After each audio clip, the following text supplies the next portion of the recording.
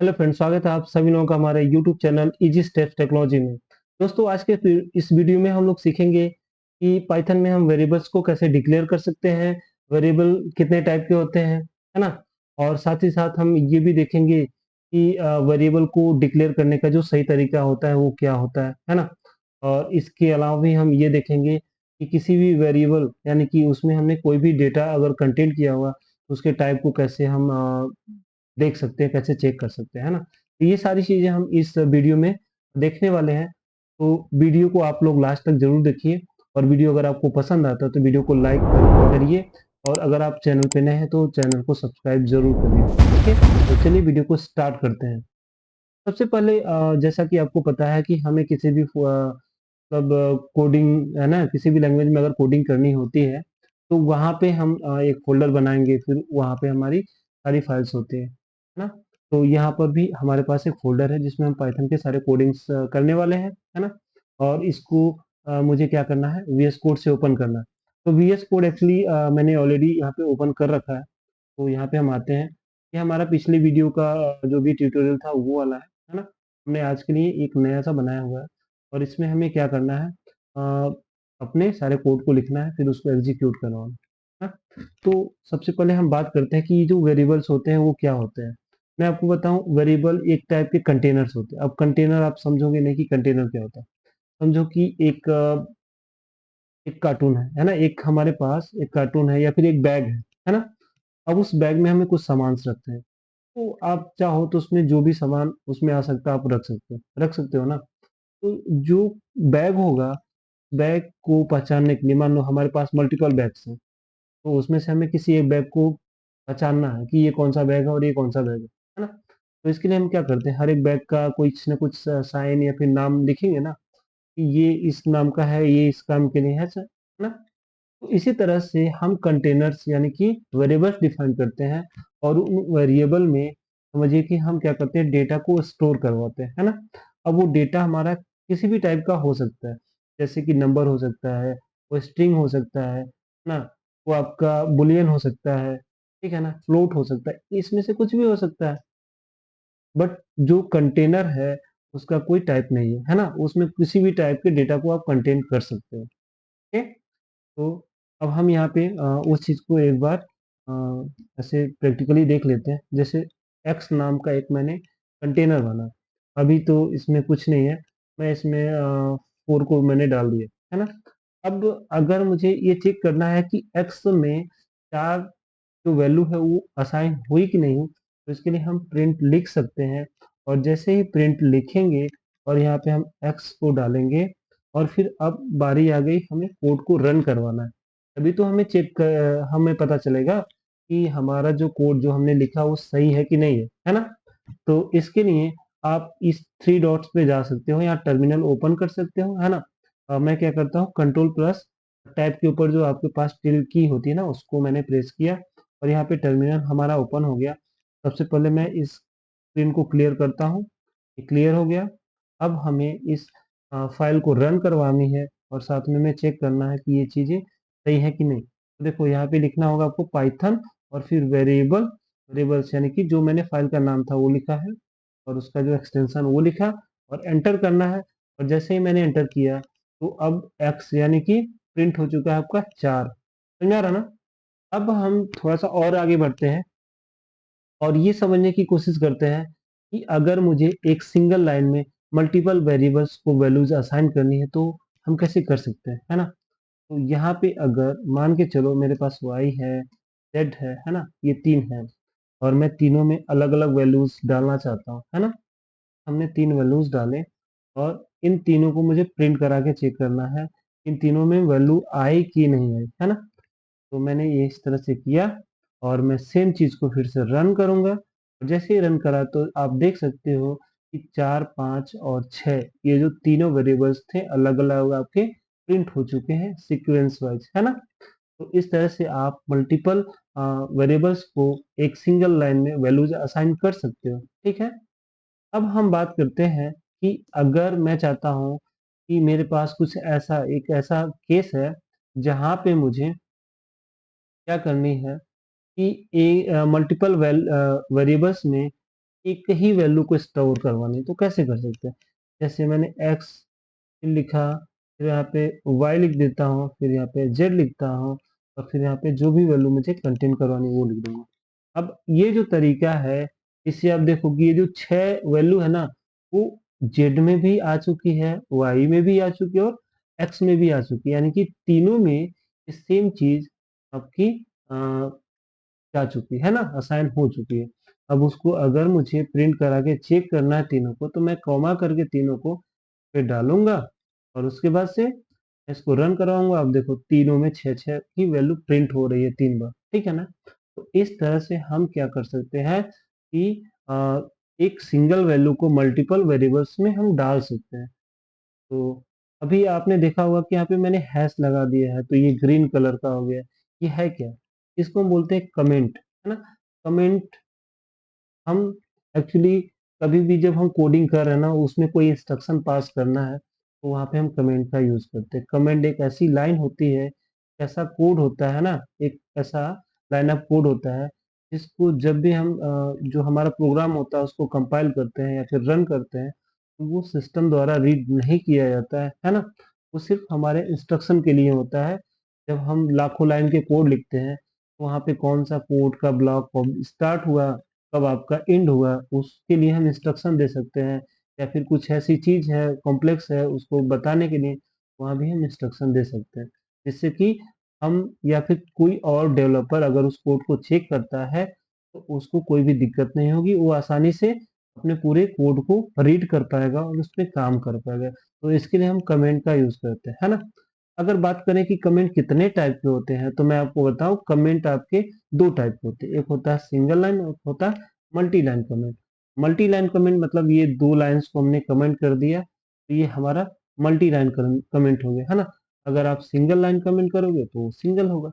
Multi line comment करने के लिए हम बेसिकली क्या करते हैं, अभी यहाँ पे मैं क्या करता हूँ, एंटर मैंने एक बार और कर लिया, और यहाँ पे मैंने ये डाल दिया है, तो फिर मैं एक और डाल देता हूँ। अब ऐसे आप देखोगे तो 3 4 हो चुके हैं, ज़्यादा नहीं, उसको बस 3 चाहिए यहाँ से, ठीक है। और यहाँ पे मैं जाऊँगा, ये 1 2 3 कर दिया मैंने। अब इस तरह से ये जो पूरी लाइन है वो आपकी कमेंट हो चुकी है।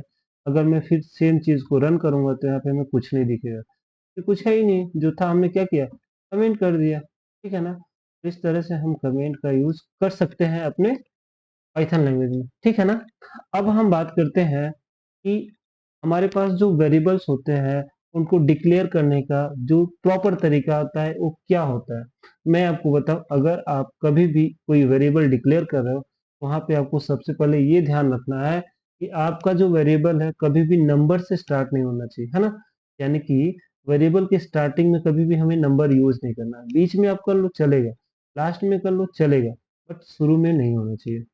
दूसरी जो चीज है कि कभी भी अगर हमारा जो क्या बोलते हैं वेरिएबल है वो डबल वर्ड का है, यानी कि दो दो वर्ड का मिला के एक वेरिएबल बनाना है, तो वहां पे हम ना ही उन दोनों वर्ड के बीच में स्पेस देंगे, और ना ही हम हाइफन यूज करेंगे, है ना। अगर आपको यूज ही करना है तो आप वहां पे अंडरस्कोर यूज कर सकते हो, तो आपका पूरा जो वेरिएबल है वो काम कर जाएगा, ठीक है। अब हम बात करते हैं कि हमारे पास जो वेरिएबल्स होते हैं वो कितने टाइप के होते हैं। तो मैं आपको बताऊं, दो ही टाइप के होंगे आपके, एक लोकल होगा और एक ग्लोबल होगा, है ना। अब नॉर्मली जितने भी वेरिएबल्स आप मान के चलो, ये जो वेरिएबल्स डिक्लेयर हुआ ना, ये आपके एक प्रकार के ग्लोबल वेरिएबल्स हैं। क्या ग्लोबल वेरिएबल्स हैं। अगर मुझे किसी फंक्शन के अंदर कोई वेरिएबल डिक्लेयर करना है, तो उस टाइम पर जो वेरिएबल उस फंक्शन के अंदर मैं डिक्लेयर करूंगा, वो उसका लोकल वेरिएबल होगा। अब लोकल का मतलब क्या है, वो उस फंक्शन के अंदर ही काम करेगा, उसके बाहर वो काम नहीं करेगा, ठीक है ना। ऐसे जो वेरिएबल होंगे उनको हम लोकल वेरिएबल करेंगे, या फिर फंक्शनल वेरिएबल बोल सकते हो आप, ठीक है ना। अब यहाँ पे हम अगर ग्लोबल की बात करें कि कोई ग्लोबल वेरिएबल है ना, और उसको हमें मॉडिफाई करना है किसी फंक्शन के अंदर, तो हम कैसे कर सकते हैं। तो उसके लिए हमें क्या करना है, ग्लोबल की का यूज करना पड़ेगा। अब चलो मैं देखता हूँ, पहले तो मैं क्या करता हूँ कि एक फंक्शन बनाता हूँ, तो ये हमारा डिफ हो जाएगा, और माई एफ एन नाम का एक फंक्शन मुझे क्रिएट करना है, और इस फंक्शन को मैं क्रिएट करता हूँ। जैसे ही मैं एंटर करूँगा और यहाँ पे मैं क्या करूँगा, एक वेरिएबल हमारा कितना है, 6 है ना, एक्स वाई जेड में। तो मैं क्या करता हूँ यहाँ पे एक्स इज इक्वल टू 7 करता हूँ, और यहाँ पे मैं प्रिंट करूँगा। और जैसे ही यहाँ पे प्रिंट करूँगा तो यहाँ पे आप देखना एक्स हमारा है, ठीक है ना। और हम क्या करेंगे, इस नीचे जाएंगे, ये हमारा खत्म हो चुका है। अब इस फंक्शन यानी फंक्शन को प्रिंट करते हैं हम।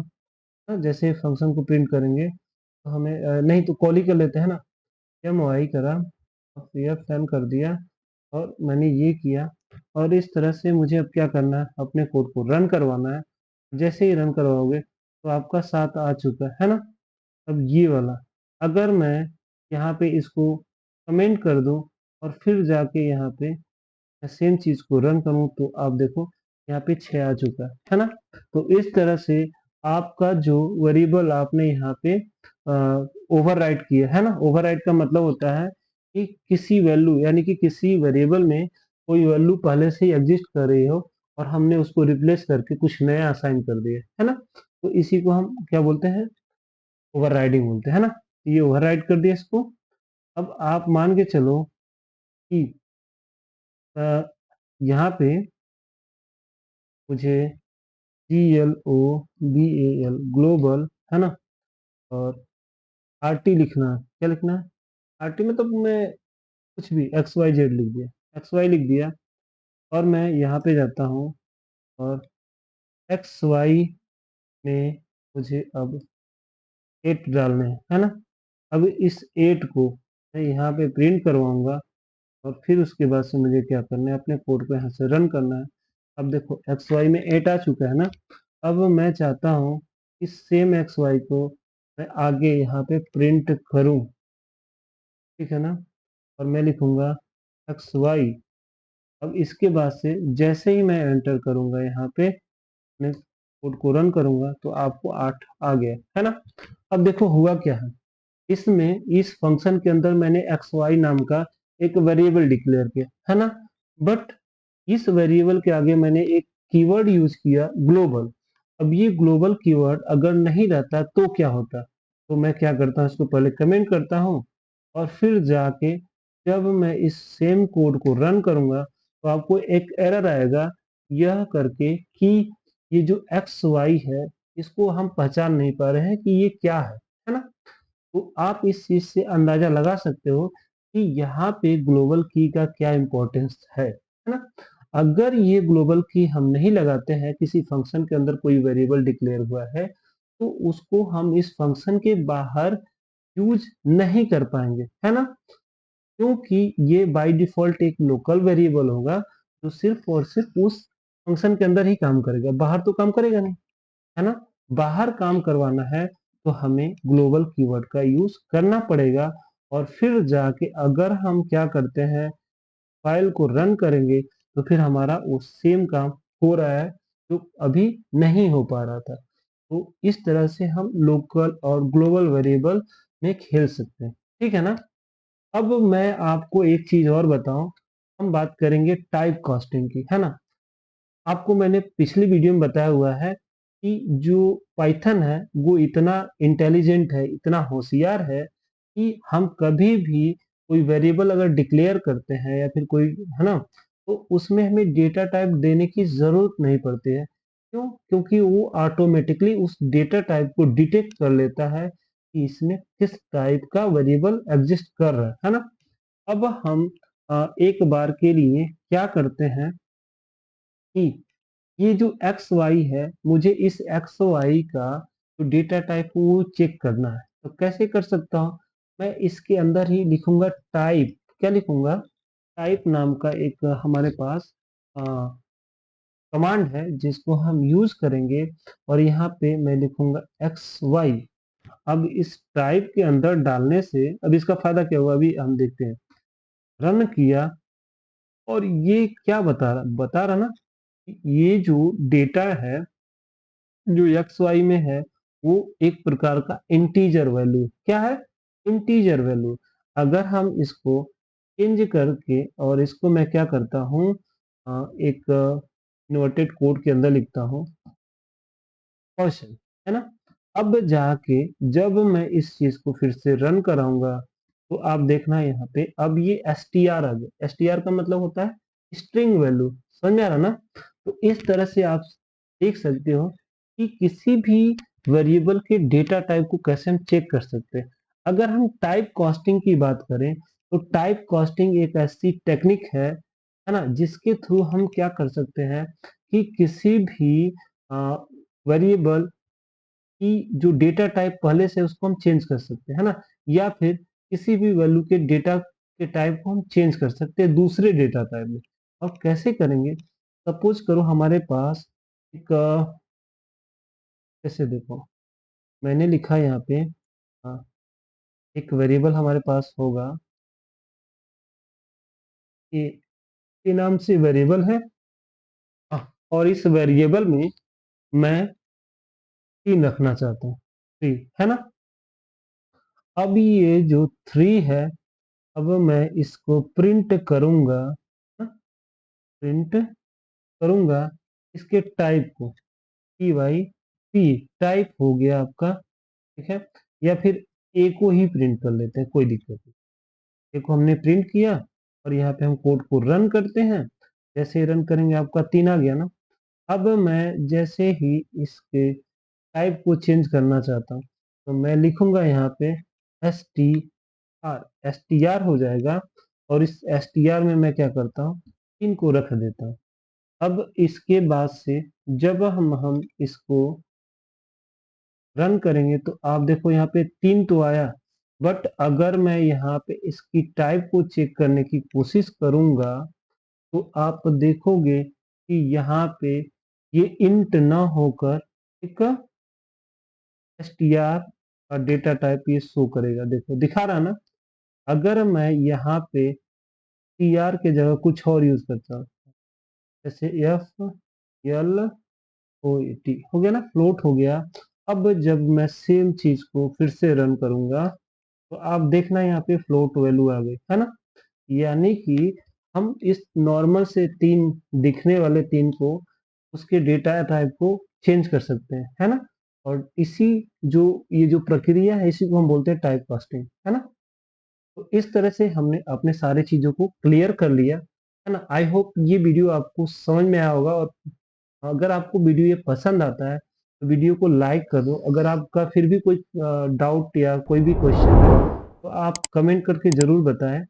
और अगर आप चैनल पे नए हैं तो चैनल को यार सब्सक्राइब कर दो, बहुत मेहनत लगता है चीजों को बनाने में, है ना। मिलते हैं फिर अपने अगले वीडियो में, तब तक के लिए बाय।